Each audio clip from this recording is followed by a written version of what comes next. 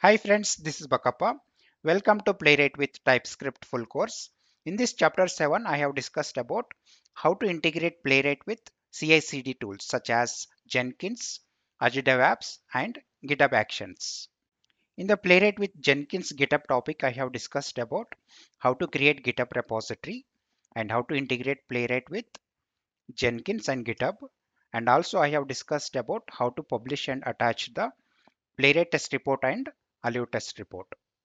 In the Playwright with Azure DevOps topic, I have discussed about how to create repository, how to create Azure DevOps pipeline, and also I have discussed about how to publish and attach the Playwright test report.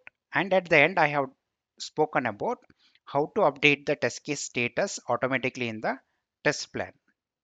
In the Playwright with GitHub Actions topic, I have spoken about how to create workflows and how to run the workflows manually and automatically. Then next I have discussed about how to run the Playwright automation test using GitHub Actions and how to attach the Playwright test report as an artifact in the GitHub Actions. And many more topics I have covered. So let's get started with the chapter 7.